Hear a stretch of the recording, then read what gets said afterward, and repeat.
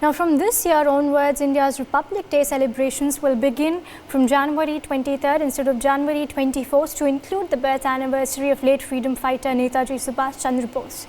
On this date, Prime Minister Narendra Modi is all set to unveil the hologram statue of Netaji at India Gate in Delhi. The hologram statue will be powered by a 30,000 lumens 40K projector, an invisible high-gain 90% transparent holographic screen that has been erected in such a way that it is not visible to the visitors. The 3D image of Netaji will be projected onto it to create the effect of a hologram.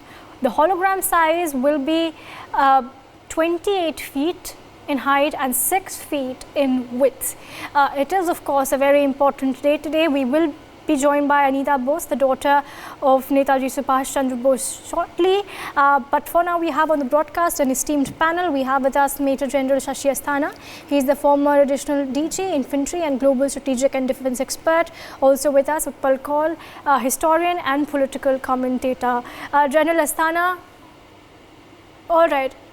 Okay, we'll just come to you, General Asthana, in a bit, but I have to go to, it's my privilege actually to go to Ms. Anita Bose Paf, who's joining us on the broadcast live. Ms. Paf, is my voice reaching you? Hello. All right. Ms. Paf, my first question to you is, the nation is rejoicing today, of course. It is a very important day as far as Netaji's legacy is concerned, but as a family member, as his daughter, how do you feel today, ma'am, that the hologram statue is being unveiled? I haven't seen the hologram, of course, yet, because that's just going to be unveiled, or whatever you would call inaugurating a hologram. But I'm certainly very gratified by the fact that Netaji's statue should be put up in such a prominent place, which also has a very historic significance on top of that, because of that place having been that place, the statue of King George V used to stand in quite a number of years after India became independent. And so I think this should be a very appropriate place to remember Netaji, and many people will hopefully see it. But on top of that, I hope that many people take to heart what Netaji thought and felt and wished for India. Ma'am, as the young generation now, what do you think should be his most groundbreaking ideas, his ideals, his vision that should be shared with the younger India? Netaji's guiding idea was the service to the country and to his countrywomen and countrymen. And I think this is a good ideal to embrace for young people, because in a way, if everybody sort of contributes to the degree that he or she can manage to do, I think this can reap a lot of good for the country as a whole. And I think this certainly is worthwhile to follow. And then there are a number of really salient ideas and ideals which should be in the mind of people, which enable them to live together in a more productive and peaceful manner. We of course speak about Netaji as one of the tallest freedom fighters. His stature, of course, is well known across India. But as his daughter, how was Netaji the person like?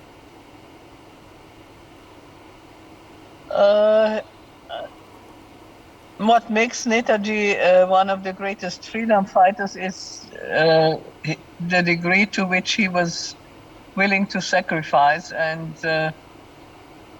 commit himself wholly to the goal of fighting for India's independence, but indirectly, of course, also for India's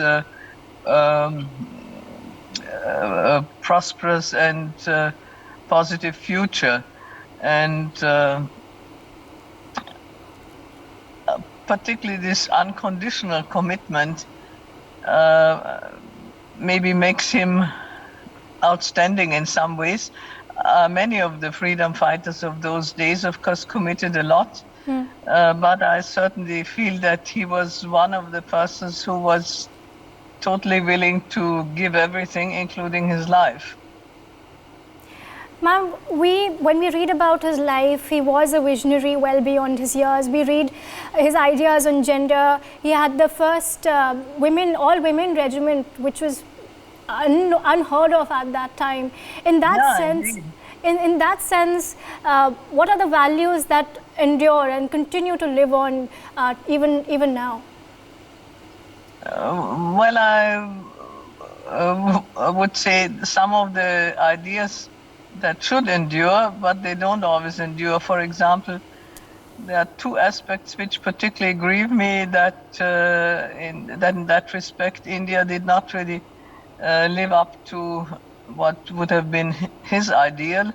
One is, of course, the communal harmony, which he worked for, and which he also sort of inspired in others. In the INA, for example, the different religious groups worked together harmoniously. They had their meals together. They shared festivals. They invited each other to their respective religious festivals, and they transcended the differences between religions, and that certainly did not characterize India throughout the time post-independence. And the other aspect where India has a very poor showing is the treatment of women. I think, as you pointed out, the Rani of Jhansi regiment was an example of not only asking for, but practicing gender equality to a very large degree. And in a variety of situations, India unfortunately has proved that the position of women is not very strong. Of course, better than what it used to be, but that women are still very much subjected to violence and discrimination. All right, ma'am. Appreciate you joining us at this very important day, and sharing your thoughts about Netaji with us. Wish you all the best. Thank you for joining us today. All right. Also on the broadcast with us now are Major General Shashi Asthana and Utpal Kaul, who is a historian. We will be discussing Netaji's life with them in greater detail. General Asthana, if I could come to you, sir. What, as per you, in the military sense and otherwise, is the most enduring legacy of Netaji? Firstly, my thanks to your channel for making me see and talk and listen to Miss Bose, Netaji's daughter. I think whatever she said was quite invigorating. Now let me talk about Netaji's legacy. When we were looking at the freedom fighting and getting independence, as a strategist, there is a requirement of soft power and there is a requirement of hard power. Now, whatever was being done in terms of Ahimsa, Bharat Chodo Andolan, etc., that's an element of soft power. But that by itself is not good enough. And therefore, a legendary tall leader who actually had some idea of hard power and who also had an idea of strategy as to how it has to be strategized was Netaji. Because you needed hard power, you needed an army, and to raise that army, obviously you were taking independence from British, so British couldn't be your friends. So he had to take help from Japan, he had to take help from Germany, he had to take help from others. Now, all this is written in our books when Chanakya says, all these are teachings of the Chanakya, that if you have to deal with your enemy, then certainly your enemy's enemy is your best friend and you have to take help from him. So this was strategized well, and that is how the INA came up. That is how various achievements came up. And some of these achievements, I must say, that although the Mountbatten papers are not yet out, but what we visualize is that ahimsa was not the only reason why British left. All freedom fighters, my salute to them, they all are tall leaders, but there was an element of hard power which also deterred them. There was also an element of hard power in a manner that when they realized in the Second World War the performance of Indian Army was par excellence, they got to know that if this army turns against us, and the spark has already been ignited by Netaji, then it will be very, very difficult for us perhaps to remain here, and therefore it is time for us to go back. So this was one of the thing, or one of the strong message which went to them, and that could be one of the reasons perhaps as the history reveals itself, a lot has been corrected and a lot is being now unveiled.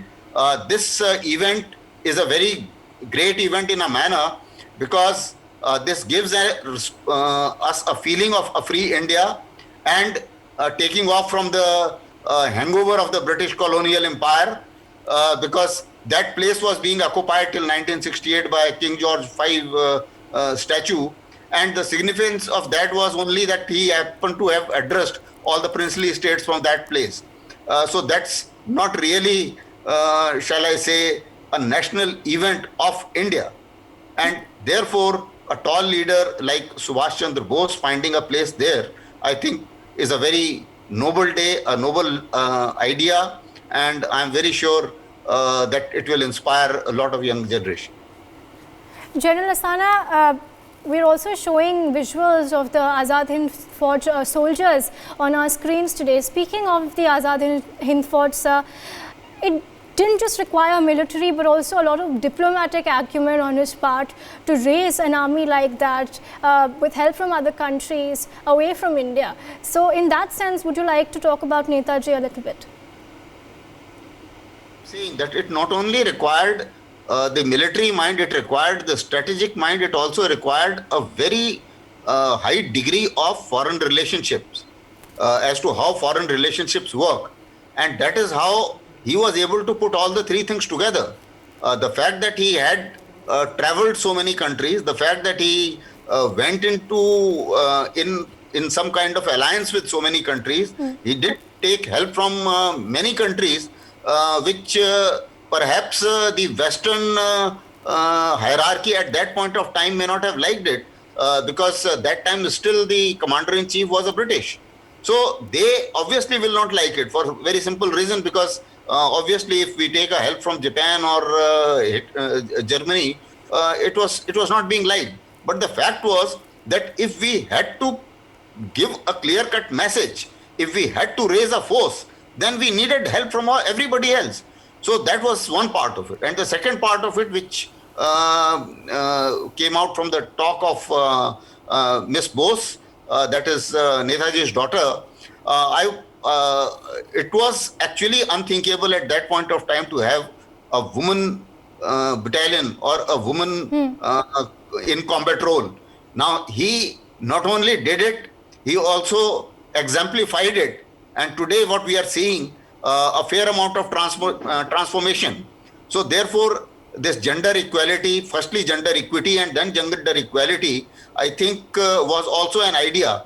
And same is the idea of the communal harmony, because in his INA, I think he had soldiers from everybody and from all castes and religions. Yeah. So therefore, I think as a military man, as a strategist, as well as a foreign relation expert, with his experience of having studied in UK, I think it helped him a lot.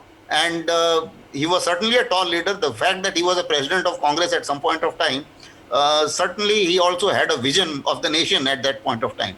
Right. So considering his overall, shall we say, stature as well as his exposure, I think he was a very tall leader and one of the major reasons for our independence. Utpal Kaul is with us, he's an historian. Utpal ji, tell us if history has been fair to Netaji in terms of giving him his due which he deserved. Let me thank you and thank NewsX, because it is today a great day, and it was chance for us to be in the same panel where Netaji, our great leader's daughter, was with us discussing Netaji. Netaji is an inspirational personality in India. He is a leader. He was a political leader. He was a military general. He was a he could have been a foreign minister. He was a diplomat. He was ahead of his times. Netaji was ahead of his times. And as Asanaji was saying, that he used every bit of his energy. If we study from his childhood, how greatness he achieved, he did his ICS also, but left that. And so what I want to tell you that Netaji even used small things. Like I give you an example for researchers, that one great scholar, Indologist and linguistic was Jagdar Zadhu from Kashmir. And he had two sons. And he got in touch. Jagdar Zadhu was very close to Japanese scholars and Russian scholars. And Netaji got in touch with Jagdar Zadhu, and Jagdar Zadhu's two sons joined Netaji, and one became his ADC as Kanti Chandra Zadhu, and another son became captain and fought in Malaysia, Dinanath Zadhu. Having said that, let me tell you and to our viewers that Netaji was totally discriminated. And I may not use that, there could be much harder words to say that he was deliberately discriminated.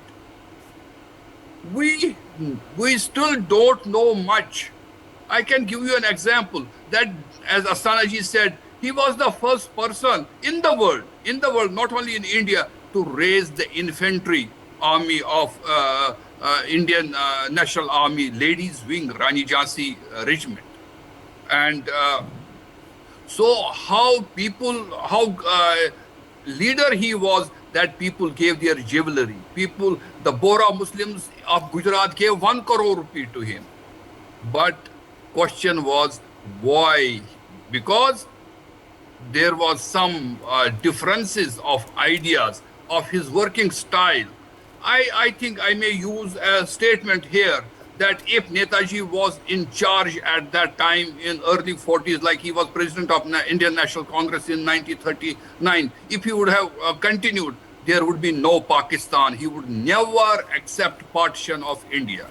Okay. So having said that, I tell you that what we see in history books, nothing, there is, younger generation are not told, even our textbooks for youngsters, there is hardly any mention. There were scholars, NCRT or all these, they don't say anything about Netaji Subhash Chandra Bose. We need more research. We need university on Netaji Subhash Chandra Bose to go ahead and have more research, because he is a great inspiration for whole nation.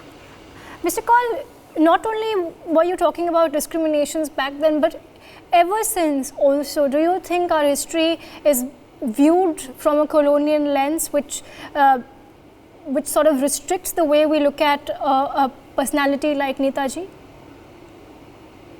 I tell you, we have hangover of Western and these white historians. We, even Indian historians, were saying, because Alexander's invasion to India is a great event. It is created by the Western and British and European historians. And our Indian historians were carrying on that. And that is not true. And same way, people were not these British historians and those Indian historians who were taught by these British historians, or they were influenced by these Western historians. They carried on like that. And so Western people like the British, they had no good idea about Subhash Chandra Bose. They never liked him because if you see how much was the army in India, we have only 1 million army this time. British had 3 million Indian soldiers, 3 million. And they were afraid that if one day they will stop and they will go towards INA, or if Netaji Subhash Chandra will give the slogan that just have a strike, and it will take only 1 to 2 months for all these British to leave for Great Britain or UK. So what I mean to say that even why we say we have to write history. What is history? History is a truth. You must come with the truth.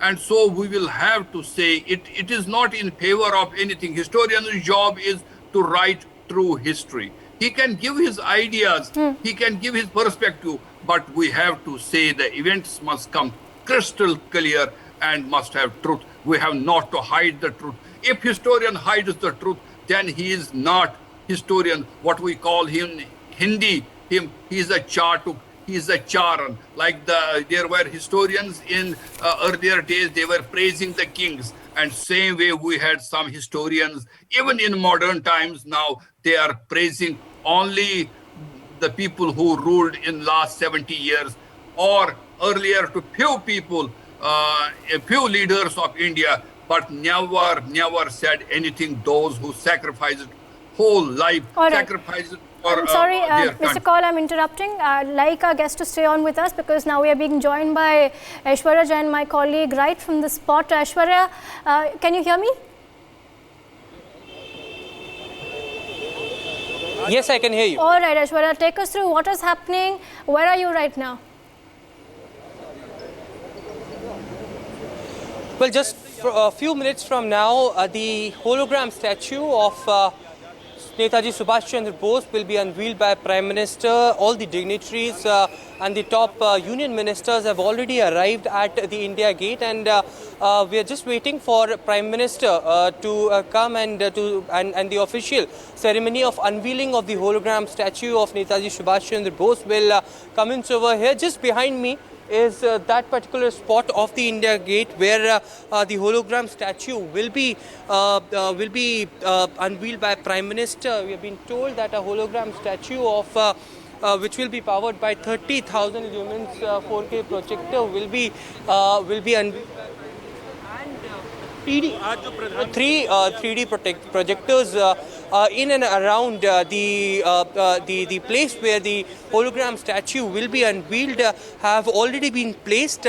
By August this year, 28 feet and 28 feet height and 6 feet width of the granite statue of Netaji will be unveiled because it's a 125th birth anniversary. The government have decided to start the celebrations of Republic Day 1 day ahead of, every year we start, the nation starts the celebrations of the Republic Day from 24th, but this time because of the 125th birth anniversary of Netaji Subhash Chandra Bose, Prime Minister and the central government wanted to commemorate this particular occasion, and Prime Minister himself said that this will be the right occasion to present the in-depthness of what Netaji Subhash Chandra Bose did for the country, and this will be the right occasion as the hologram statue just behind the Amar Jyoti law which was there, which has been merged to the National War Memorial. Just a few meters away from this will be the spot where this hologram statue will be unveiled by Prime Minister shortly. Right, Aishwarya, stay on with us because we're also getting visuals live from India Gate, right where this hologram statue is being unveiled today. Aishwarya, take us through the details of the flow of the program today. We also believe certain awards are being given out at this particular ceremony. Yes, of course, because every year the central government gives the Netaji Subhash Chandra Bose Prabandhan Puraskar, and this time 7 awards will be given, starting for the year 2019, 2020, 2021, and 2022 for the people who have done tremendous work for the service of this nation. And Prime Minister will be awarding these 7 awards. All right, after Aishwarya, unveiling Home of Minister the Shah. Home Minister. All right, let's just cut across to Home Minister Shah. आदरणीय देश के लोकप्रिय प्रधानमंत्री श्रीमान नरेंद्र मोदी जी, देश के शहरी विकास मंत्री भाई हरदीप सिंह पुरी जी, आज उपस्थित सभी भाइयों बहनों और टीवी और ऑनलाइन जुड़े हुए देश के सभी भाइयों बहनों को नमस्कार। आज जैसे कि हम सब जानते हैं, नेताजी का जन्मदिन है, 125वां जन्मदिन है, और कुछ समय पहले ही हमारे प्रधानमंत्री नरेंद्र मोदी जी ने नेताजी के जन्मदिन को पराक्रम दिन के रूप में मनाने की शुरुआत करी। और आज इस पराक्रम दिन पर एक ऐतिहासिक फैसला लेते हुए मोदी जी ने ये भी तय किया है कि आज़ादी के अमृत महोत्सव में आज़ादी के गणतंत्र दिन की शुरुआत भी 23 तारीख से ही शुरू कर दी जाएगी। मित्रों, नेताजी की 125वीं जयंती को मनाने के हिस्से के रूप में इंडिया गेट के इसी स्थान पर नेताजी सुभाष चंद्र बोस की एक भव्य प्रतिमा लगाने का एक निर्णय देश के प्रधानमंत्री जी ने लिया है।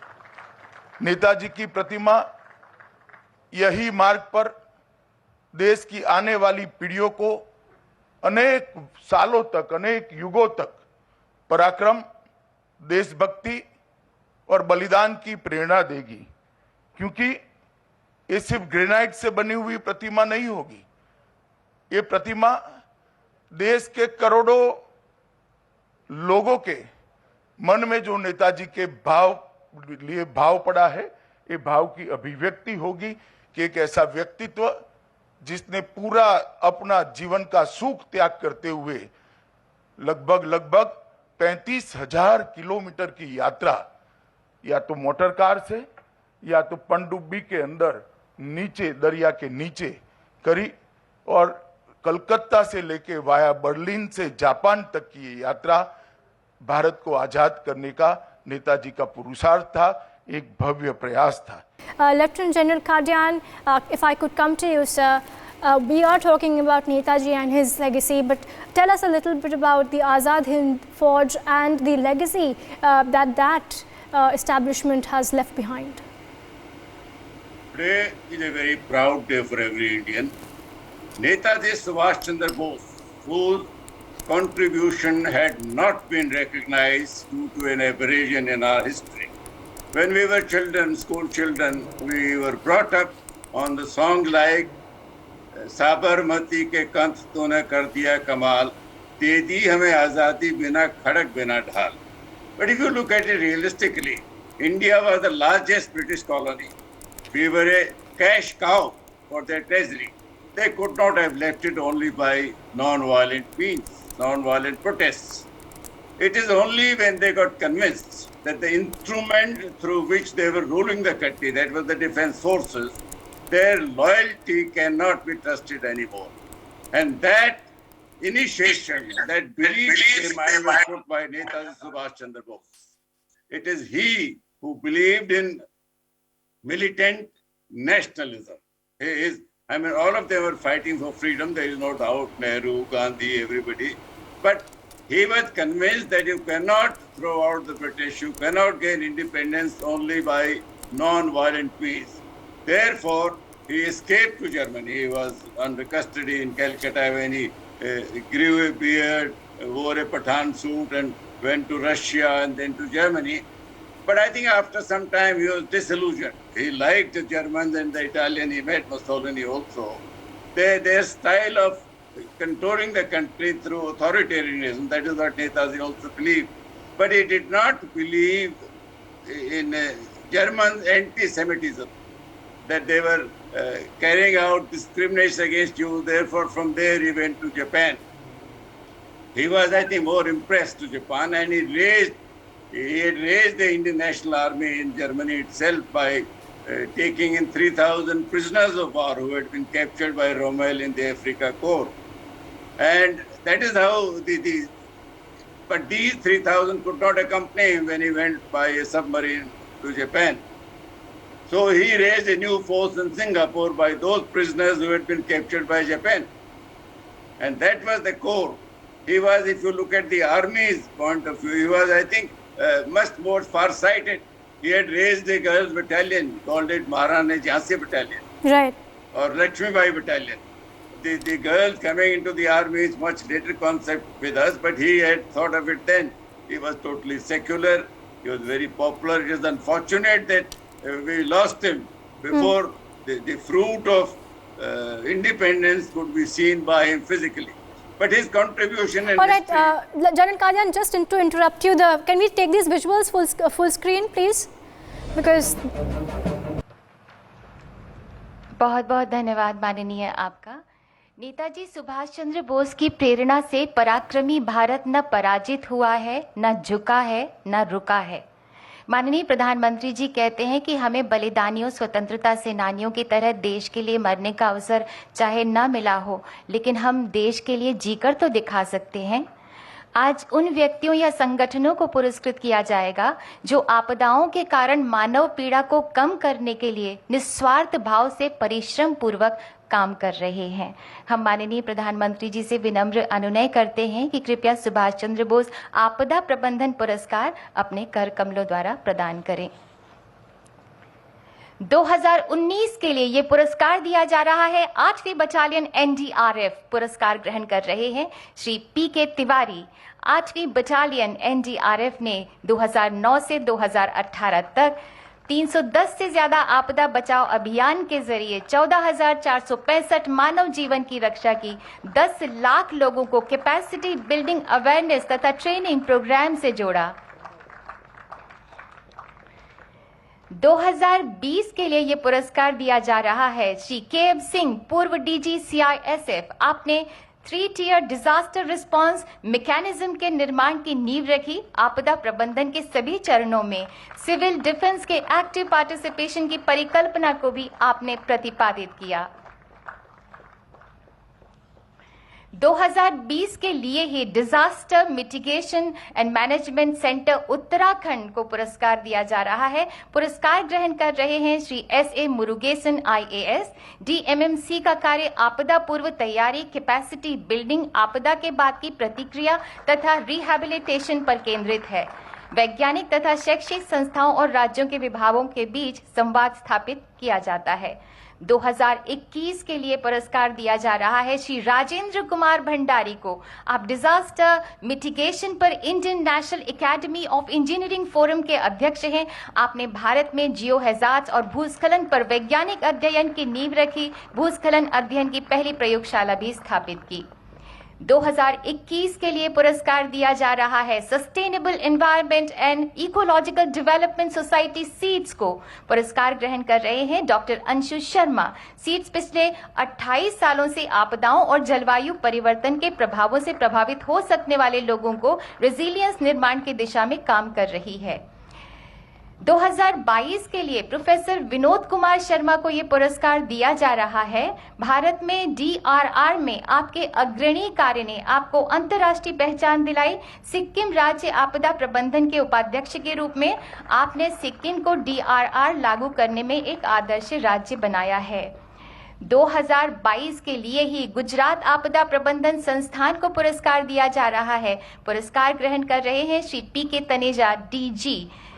GIDM ने पेंडेमिक के दौरान मल्टी हैजार्ड रिस्क मैनेजमेंट तथा रिडक्शन के लिए 12,000 से ज्यादा प्रोफेशनल्स को ट्रेन किया। फायर से संबंधित पोर्टल, कोविड से संबंधित मोबाइल ऐप भी विकसित किया। बहुत बहुत धन्यवाद माननीय आपका और सभी पुरस्कार विजेताओं को हार्दिक बधाई। भारतवासियों, मां भारती आज गर्वित है कि उसके वीर पुत्र नेताजी सुभाष चंद्र बोस के अनन्य अनुगामी माननीय प्रधानमंत्री श्री नरेंद्र मोदी जी मां भारती की सुरक्षा, समृद्धि तथा जनता की सेवा के लिए सदैव बेचैन रहते हैं, जो स्वयं से आगे स्वदेश रखते हैं, स्वमेव से आगे ध्येय रखते हैं, जो देश हित में कड़ी से कड़ी चुनौती से डटकर जूझ जाते हैं। माननीय प्रधानमंत्री जी के नेतृत्व में आजाद हिंद फौज का वो तराना आज शब्दशः चरितार्थ हो रहा है।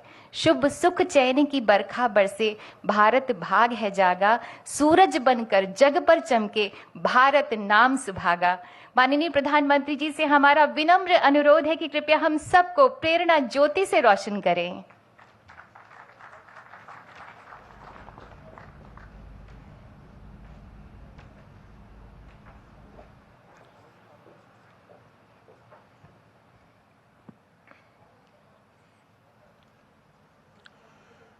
इस ऐतिहासिक कार्यक्रम में उपस्थित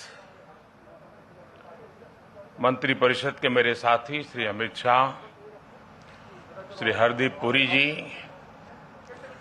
मंत्रिमंडल के अन्य सदस्य, आईएन के सभी ट्रस्टी, एनडीएमए के सभी सदस्यगण, jury members, NDRF, coast guards और आईएमडी के डायरेक्टर जनरल, आपदा प्रबंधन पुरस्कारों के सभी विजेता साथी, अन्य सभी महानुभाव, भाइयों और बहनों, भारत मां के वीर सपूत नेताजी सुभाष चंद्र बोस की 125वीं जन्म जयंती पर पूरे देश की तरफ से मैं आज कोटि कोटि नमन करता हूं। ये दिन ऐतिहासिक है, ये कालखंड भी ऐतिहासिक है और ये स्थान जहां हम सभी एकत्रित हैं वो भी ऐतिहासिक है। भारत के लोकतंत्र की प्रतीक हमारी संसद पास में है, हमारी क्रियाशीलता और लोकनिष्ठा के प्रतीक अनेक भवन भी हमारे साथ पास में नजर आ रहे हैं, हमारे वीर शहीदों को समर्पित नेशनल वॉर मेमोरियल भी पास है। इन सब के आलोक में आज हम इंडिया गेट पर अमृत महोत्सव मना रहे हैं और नेताजी सुभाष चंद्र बोस को आदरपूर्वक श्रद्धांजलि दे रहे हैं। नेताजी सुभाष, जिन्होंने हमें स्वाधीन और संप्रभु भारत का विश्वास दिलाया था, जिन्होंने बड़े गर्व के साथ, बड़े आत्मविश्वास के साथ, बड़े साहस के साथ अंग्रेजी सत्ता के सामने कहा था, मैं स्वतंत्रता की भीख नहीं लूंगा, मैं स्वतंत्रता की भीख नहीं लूंगा, मैं इसे हासिल करूंगा। जिन्होंने भारत की धरती पर पहली आजाद सरकार को स्थापित किया था, हमारे उन नेताजी की भव्य प्रतिमा आज डिजिटल स्वरूप में इंडिया गेट के समीप स्थापित हो रही है। जल्द ही इस होलोग्राम प्रतिमा के स्थान पर ग्रेनाइट की विशाल प्रतिमा भी लगेगी। ये प्रतिमा आजादी के महानायक को कृतज्ञ राष्ट्र की श्रद्धांजलि है। नेताजी सुभाष की ये प्रतिमा हमारी लोकतांत्रिक संस्थाओं को, हमारे पीढ़ियों को राष्ट्रीय कर्तव्य का बोध कराएगी,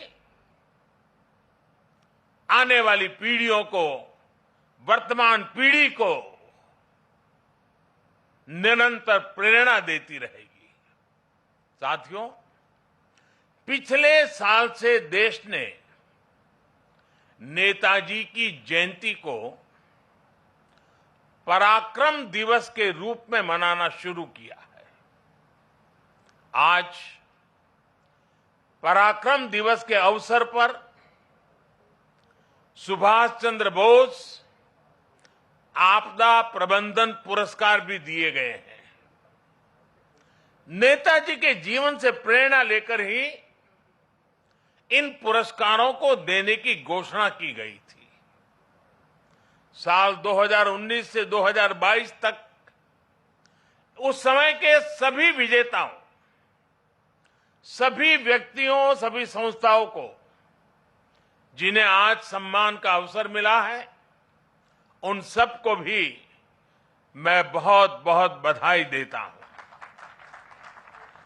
साथियों, हमारे देश में आपदा प्रबंधन को लेकर जिस तरह का रवैया रहा था, उस पर एक कहावत बहुत सटीक बैठती है, जब प्यास लगी तो कुआं खोदना। और जिस मैं काशी क्षेत्र से आता हूं, वहां तो एक और भी कहावत है। वो कहते हैं, भोज गड़ी कोहड़ा रोपे, यानी जब भोज का समय आ गया तो कोहड़े की सब्जी उगाने लगना। यानी जब आपदा सिर पर आ जाती थी तो उससे बचने के उपाय खोजे जाते थे। इतना ही नहीं, एक और हैरान करने वाली व्यवस्था थी जिसके बारे में कम ही लोगों को पता है। हमारे देश में वर्षों तक आपदा का विषय एग्रीकल्चर डिपार्टमेंट के पास रहा था। इसका मूल कारण यह था कि बाढ़, अतिवृष्टि, ओले गिरना, ऐसी जो स्थितियां पैदा होती थी, उसे निपटने का जिम्मा, उसका संबंध कृषि मंत्रालय से आता था। देश में आपदा प्रबंधन ऐसे ही चलता रहता था। लेकिन 2001 में गुजरात में भूकंप आने के बाद जो कुछ हुआ, देश को नए सिरे से सोचने के लिए मजबूर किया और उसने आपदा प्रबंधन के मायने बदल दिए। हमने तमाम विभागों और मंत्रालयों को राहत और बचाव के काम में झोंक दिया। उस समय के जो अनुभव थे, उनसे सीखते हुए ही 2003 में Gujarat state disaster management act बनाया गया। आपदा से निपटने के लिए गुजरात इस तरह का कानून बनाने वाला देश का पहला राज्य बना। बाद में केंद्र सरकार ने गुजरात के कानून से सबक लेते हुए 2005 में पूरे देश के लिए ऐसा ही डिजास्टर मैनेजमेंट एक्ट बनाया। इस कानून के बाद ही नेशनल डिजास्टर मैनेजमेंट अथॉरिटी, उसके गठन का रास्ता साफ हुआ। इसी कानून ने कोरोना के खिलाफ लड़ाई में भी देश की बहुत मदद की। साथियों, डिजास्टर मैनेजमेंट को प्रभावी बनाने के लिए 2014 के बाद से हमारे सरकार ने राष्ट्रीय स्तर पर चौतरफा काम किया है। हमने रिलीफ, रेस्क्यू, रिहेबिलिटेशन, उस पर जोर देने के साथ साथ ही रिफॉर्म पर भी बल दिया है। हमने एनडीआरएफ को मजबूत किया, उसका आधुनिकीकरण किया, देश भर में उसका विस्तार किया, स्पेस टेक्नोलॉजी से लेकर प्लानिंग और मैनेजमेंट तक बेस्ट पॉसिबल प्रैक्टिसेस को अपनाया। हमारे एनडीआरएफ के साथ ही सभी राज्यों के एसडीआरएफ्स और सुरक्षा बलों के जवान अपनी जान की बाजी लगाकर एक एक जीवन को बचाते हैं। इसलिए आज ये पल इस प्रकार से जान की बाजी लगाने वाले, औरों की जिंदगी बचाने के लिए खुद की जिंदगी का दांव लगाने वाले, चाहे वो एनडीआरएफ के लोग हो, चाहे एसडीआरएफ के लोग हो, हमारे सुरक्षा बलों के साथी हो, ये सब के सब उनके प्रति आज आभार व्यक्त करने का, उनको सैल्यूट करने का ये वक्त है। साथियों, अगर हम अपनी व्यवस्थाओं को मजबूत करते चलें तो आपदा से निपटने की क्षमता दिनों दिन बढ़ती चली जाती है।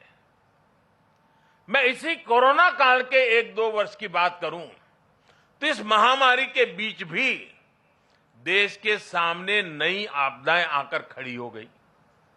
एक तरफ कोरोना से तो लड़ाई लड़ी रहे थे, अनेक जगहों पर भूकंप आए, कितने ही क्षेत्रों में बाढ़ आई, उड़ीसा, पश्चिम बंगाल समेत पूर्वी तटों पर साइक्लोन आए, गोवा, महाराष्ट्र, गुजरात, पश्चिमी तटों पर भी साइक्लोन आए।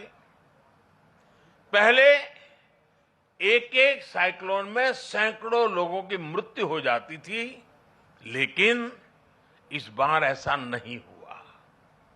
देश ने हर चुनौती का जवाब एक नई ताकत से दिया। इसी वजह से इन आपदाओं में हम ज्यादा से ज्यादा जीवन बचाने में सफल रहे। आज बड़ी बड़ी अंतर्राष्ट्रीय एजेंसियां भारत के इस सामर्थ्य, भारत में आए इस बदलाव की सराहना कर रही है।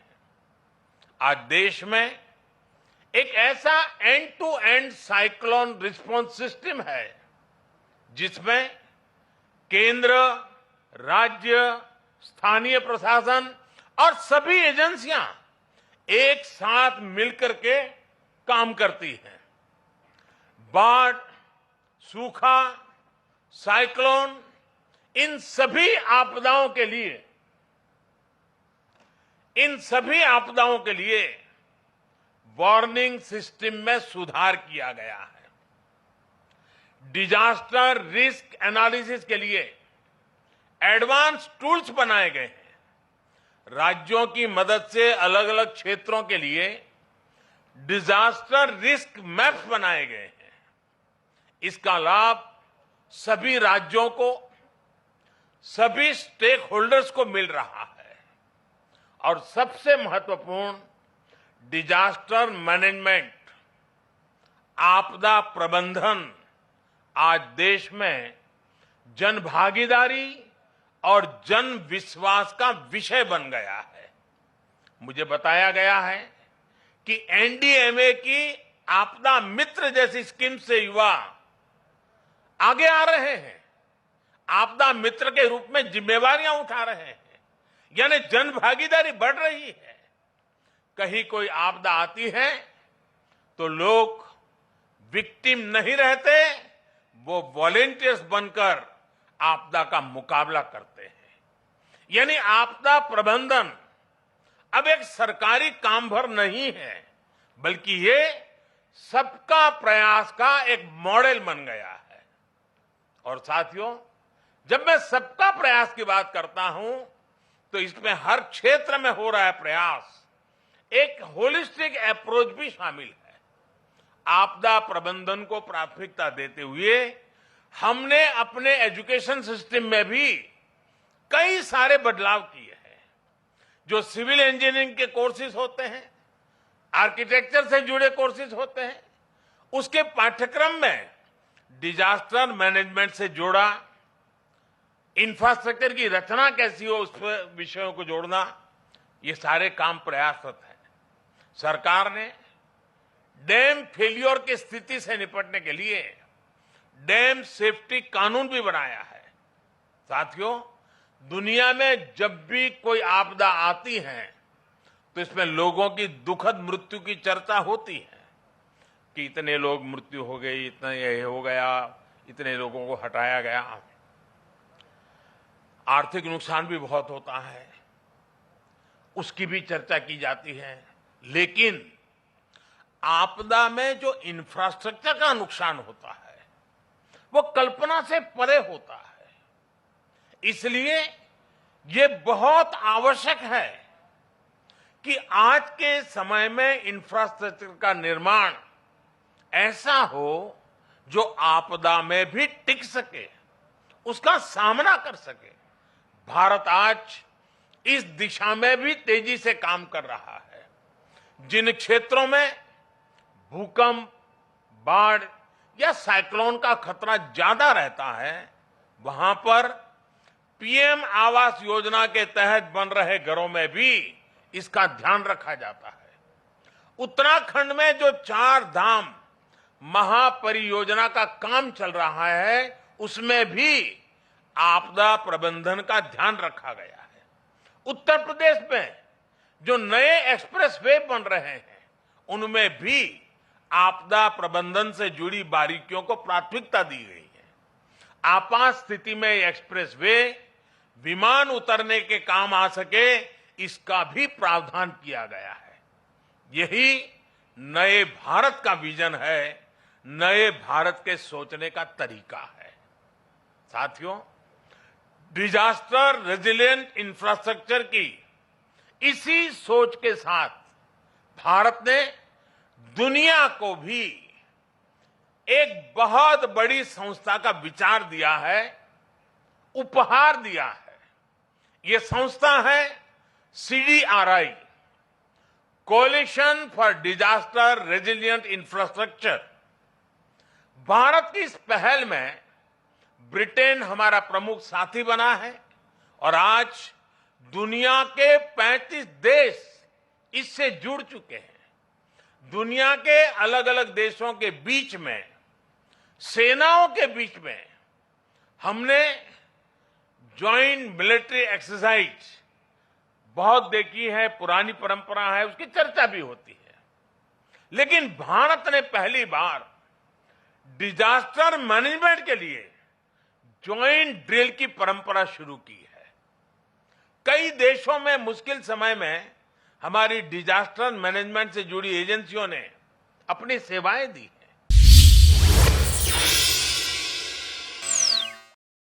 For more such videos, subscribe to the NewsX YouTube channel, hit the bell icon.